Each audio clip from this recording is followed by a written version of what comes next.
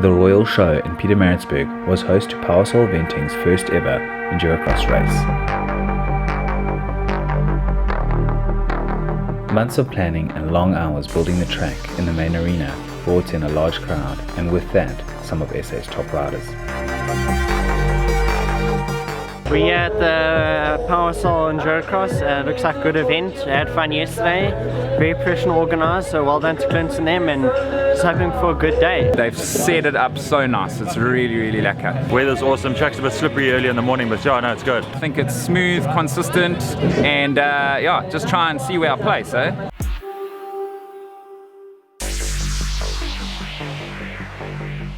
The riders got to practice Friday night under the floodlights with the first batch of heats per class.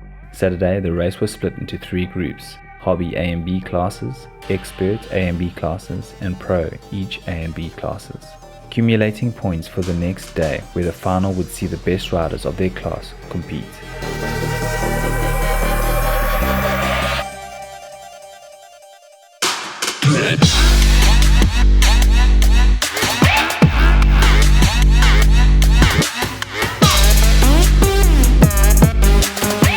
The track has 14 different obstacles, no more than 10 meters apart, making for some tough riding and good viewing for spectators.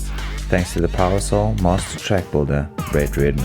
So here we are, the Royal Show 2016, the first ever Powasol Endurocross event here at the Royal Show in the main arena. Keep the enjoyment in it, that's the biggest thing. Straights, because then you can't lose the front wheel.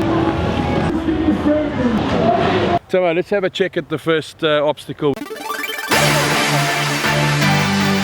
This here is going to be the whole shot point. So the guys are going to be flying out of that first corner into a nice tight end left hand corner, and they're going to meet the Hater Timber log. So right here we've got a little whip section which has been kindly sponsored by Hater's Timber. So here's a small treat, the log section.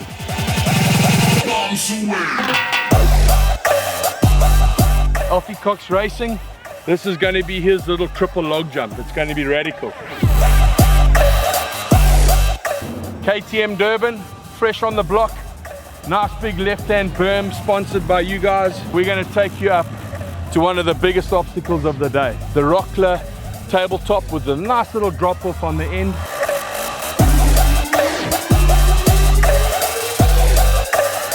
A nice little double. We put some money on this to see who's going to be the first guy to jump it. Nice little obstacle here as well, some little Aberdare cable rollers. So here we go, at least 3 lanes. Inside, middle lane, outside, railing it, second, third gear, flat out. Quickest man out the corner is going to hook it on the Yamaha South Africa Rock Pit. This is going to be a crowd pleaser.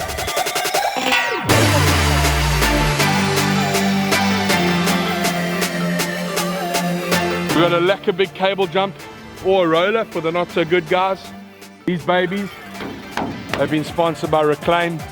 It's going to be an awesome obstacle right here in front of the main grandstand.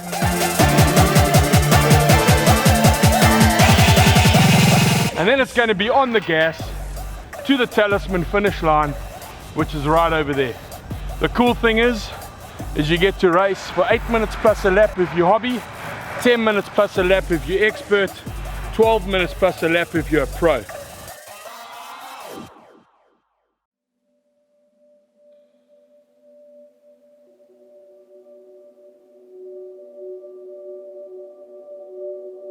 The last day was upon us now.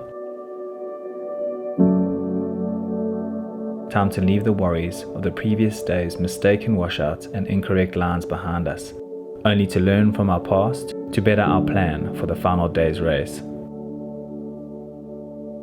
Throughout the event, proudly Bidvest Yamaha rider Brett Swanepoel had been dominating, but Supermoose and JT Racing Kyle Flanagan and Kenny Gilbert from Cargo Racing had been butting heads with the Yamaha rider the entire event, proving to be an awesome matchup. Today is going to be seriously proper though. I mean, you're looking at some of South Africa's best enduro riders.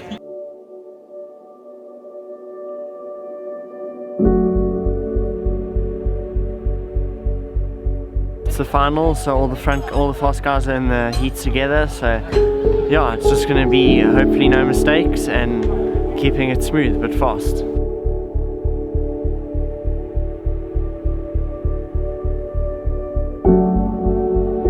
is to be faster and keep it smooth and just try and stay with the lead pack. Just make it through the day with no mistakes.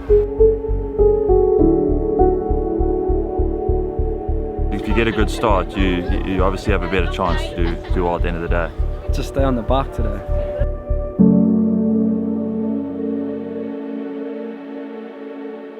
Keep my race face on and just push from start to finish.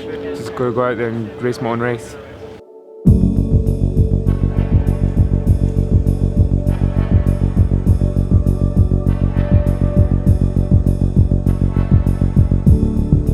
The expert class saw Chris Barnes taking most of the motos on day 2 and with an early win at the start of the day, putting him comfortably in the final. Followed by Warwick Neems, Daniel van Zyl, Matthew Barnes, Brett Peckham, Paul Krobler, Matthew Green, Ryan Finch, Carl Purchase and Scott Skeppers.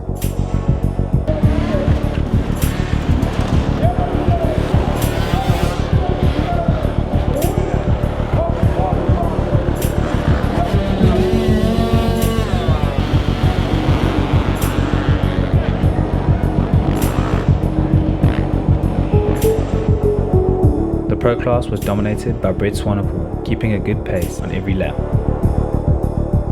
But close behind was Kenny Gilbert on the Husqvarna, Kyle Flanagan on the Sherco, and Pama Yamaha Racing, Lloyd Kirk, making sure Brett was looking over his shoulder till the finish. Included was Jason Munro, Devin McKenzie, Dallin Hall, William Wade Slater, and Damian Bryan Scott, all going through to the final. And I had a good one, a good start which helped me a bit. Got a bit stuck behind lap traffic, so I just tried hard to get a good gap and keep smooth. The next one's the final, so hopefully it can go the same way as this one did and hopefully come out on top.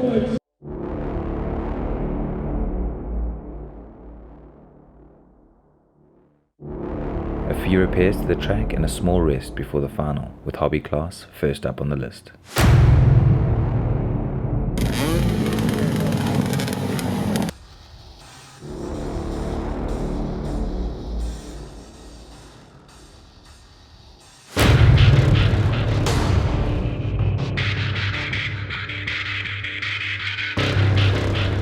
Hobby class put up a good fight on the tough enduro track, but Team Powasol, David Vasaki, took the win. Coming in at second was Hendrik Krobler, and third James Buitenbeck.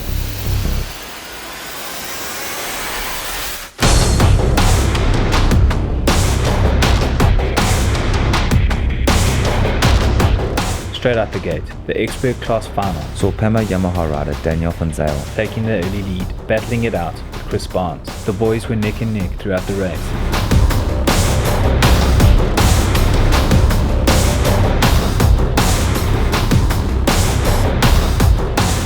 Barnes managed to find a gap and hold first for a few laps, but van Zyl sat on his back tyre and eventually took the lead, causing Barnes to get caught up just before the Talisman High KZN finish line.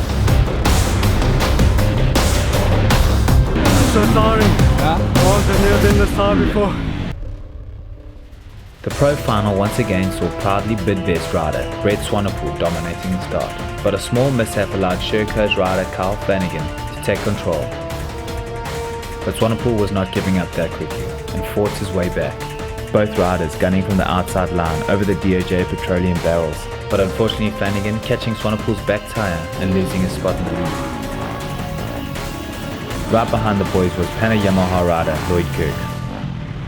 Luck was not on Kenny Gilbert's side, as he managed to damage his wheel halfway into the race, forcing him to exit the final.